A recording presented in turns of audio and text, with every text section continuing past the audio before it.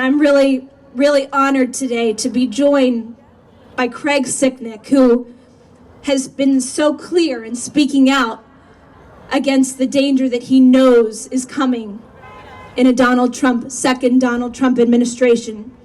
This is not normal. It can be stopped.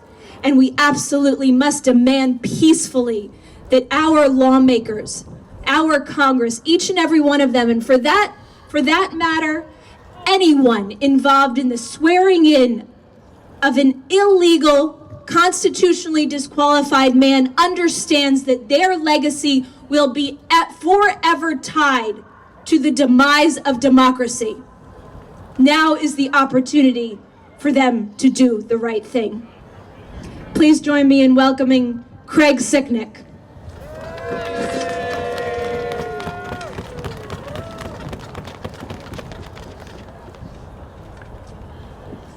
Hello, my name is Craig Sicknick. You may have seen me speak at the DNC in Chicago, the VP Harris rally at the Ellipse, which was the same place Trump incited his followers into violence. Seen me on television, read about me in the news, or possibly read one of my own published pieces. The reason I'm here today is because I believe Donald Trump is an illegitimate president, should never be allowed to be put into office again. I am the oldest brother of Officer Brian Sicknick of the United States Capitol Police, who was killed in the line of duty due to injuries he received while protecting the Capitol and all within it during Trump's insurrection on January 6th. My brother was not the only one who died as a result of Trump's actions that day. Other officers who were there and died at their own hand later on were Officers Gunther Hashida, Kyle DeFreytag, Howard Liebengood, and Jeffrey Smith, all who took their own lives in days following the attack. No doubt despondent over the ferocity of the attack by fellow citizens, followed by the utter lack of action by those in power to do anything about holding those who engineered and executed the January 6th insurrection responsible for their actions. My brother Brian dedicated his life to serving the public, first as a security police officer in the New Jersey Air National Guard, where he was called to serve in the aftermath of the September 11th attacks on our nation, and later as a United States Capitol Police officer. He always believed in doing the right thing and took his oaths of duty seriously. He was quiet, reserved, and dedicated to his nation, but none of that mattered during the insurrection, where he and his fellow officers were outnumbered by over 50 to 1. We were worried about his safety while he was serving in the Middle East, and were relieved when he returned home to the civilized United States, where he died due to the actions of civilized American citizens.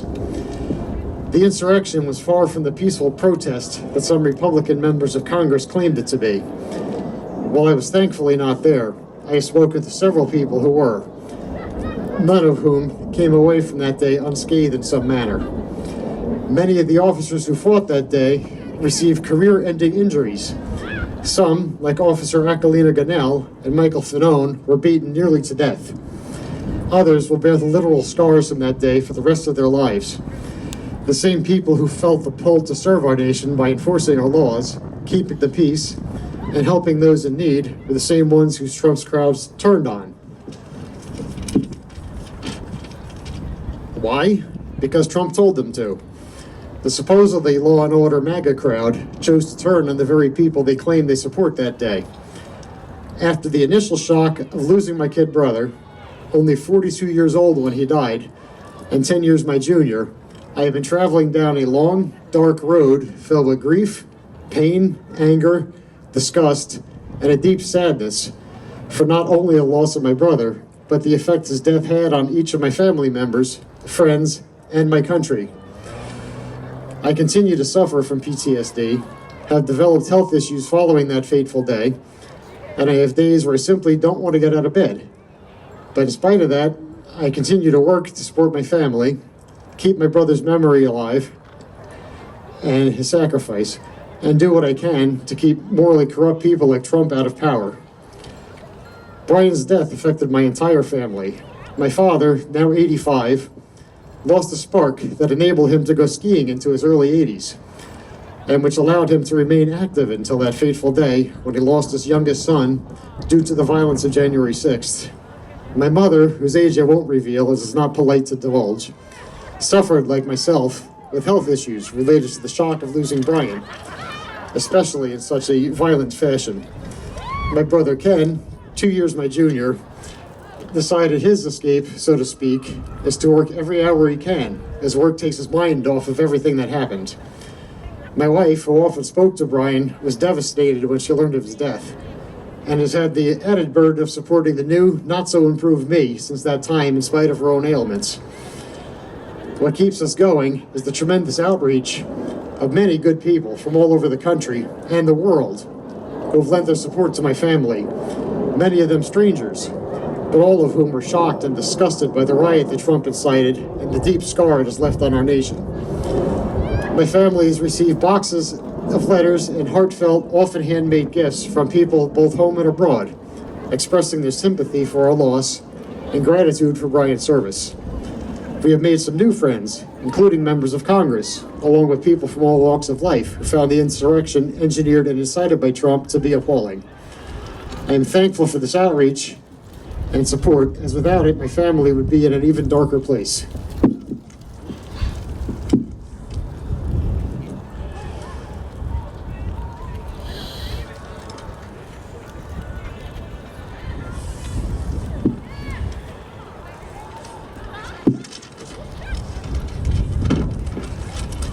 Excuse my frozen fingers. Every day, I see Brian's portrait when I come down the stairs of my home, reminding me of his loss and the poor excuse of a man who caused it. I am reminded again every time I speak to my parents, who ever since Brian's death continue to have a tone of sadness in their voice from the death of the youngest son, who should have had many years ahead of him. Before Brian's death, I would have never wanted to stand on a stage such as this, advocating that our elected leaders do what is right instead of protecting those who commit the worst of crimes against our nation. Mitch McConnell, Kevin McCarthy, and a long list of others created their own reality and tried to bury the truth after some false attempts to call out Trump for his actions. When push came to shove, those loyal to Trump supported him, knowing that his actions were against every word of their own oaths of office. When the Select Committee to investigate the January 6th attack on the United States Capitol was formed to find the root cause of the first violent insurrection in our nation's history since the Civil War, many members of Congress refused to participate and actively blocked any move to find the truth. They decided that a bipartisan committee to find the truth might shine light into the dark recesses of their ranks and expose them for what they are, spineless cowards who put their loyalty to Trump over their oath of office. I have little faith that the same people who worked so hard to prevent an investigation into one of the darkest events in U.S. history will do what is right and block Trump from ascending to power, but I can hope, as can we all. I urge all of you who are listening to contact your congressional representatives and senators and demand them to act to prevent Trump from ever holding power again. Trump is the worst possible person to have as our president. Even his own niece has said that Mr. Trump has no redeeming qualities, not one, but we as a nation refuse to listen.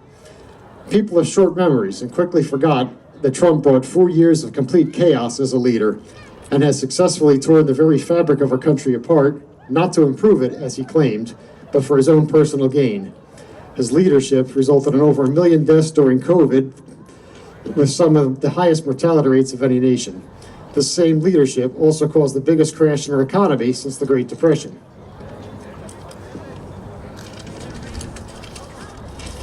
But many of us have not forgotten. The chaos Mr. Trump is causing months before he takes office is stunning. His picks for cabinet positions are not based on character, experience, or intelligence. They are based on loyalty to himself. And in many cases, it seems a record of debauchery and questionable moral character helps if you desire such a position. The list is long, but former Congressman Matt Gaetz being chosen as Attorney General is just one example. Our nation, like many others, is not perfect, and differences of opinion abound about how we should move forward. Left, right, and center, until Trump, all worked more or less to strengthen our nation, albeit with differing views on how to do so. In spite of the many differences, we managed to find common ground on issues which benefited far more people than they have harmed. This ability to find compromise gave us the ability to grow stronger and more prosperous as a nation. Trump claims he believes this, but the reality is Mr. Trump only truly believes in one person, himself, as proven over and over again by his actions. The idea of vengeance against anyone who disagrees with him and his calls to rescind the U.S. Constitution if he deems it necessary.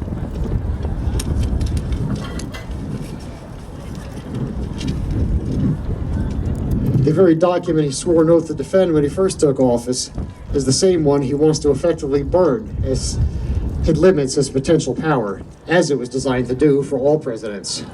Mr. Trump broke that oath often through his continuous erosion of our social safety net, calls for loosening any and all regulations that have given us things like overtime pay, clean air, clean water, more affordable health care with no pre-existing condition clauses, and equal rights for those of us who are different in some way. If Trump is given the ability to do so, all of this would go back to a time where people couldn't vote due to the color of their skin, their religious beliefs, or their gender. We must do better. Our founding fathers never envisioned someone as flawed as Trump running for, never mind winning the Oval Office, and did not make provisions to prevent a convicted felon from doing so. They did, however, provide a mechanism to prevent someone like Trump from taking office in the form of Article 3 of the 14th Amendment to the U.S. Constitution. I came here today to urge Congress to do its job and block Mr. Trump from taking office a few short weeks from now.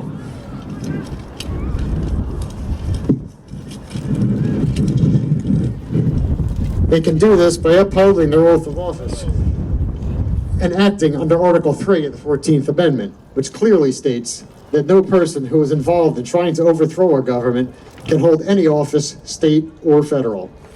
Members of Congress had numerous opportunities to act on this, but have failed to do so at every step and continue reneging on their own oath to shield and defend the Constitution from all enemies, foreign or domestic.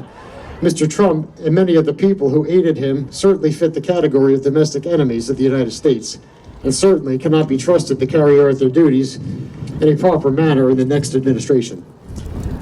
Congress should have impeached Trump after the insurrection, but Mr. McConnell refused to uphold his own oath and made sure that Trump was protected from the repercussions from his treasonous acts, leading up to and during the insurrection. After Mr. McConnell made sure Trump would remain free and unfettered, Judge Cannon made sure that Trump again remained free after another act of treason, that of stealing classified documents from the White House and storing them in the basement at Mar-a-Lago. Unfortunately, that was the end of my speech, the last page. What I can say is I am still saddened, disheartened, and believe Trump should never be allowed to hold power again. The damage he has caused to our nation, the continuous strife he causes, the utter chaos, division, it's wrong. It should never have taken place. We've had tumultuous times in our country. We have gone through a civil war. We've gone through the civil rights movement, and it has made us better and stronger over time. Thank you.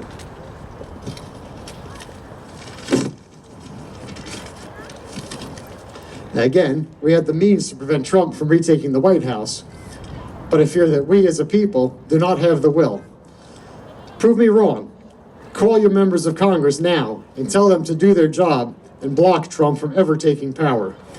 They have the tool to do so using the 14th Amendment of our Constitution, the very document our nation was founded on and which Mr. Trump wants to do away with.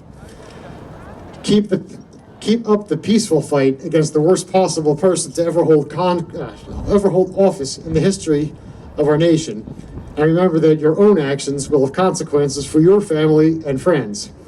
Do not sit idly by while Trump enacts his unethical, immoral, and unconstitutional plans during a second term in office.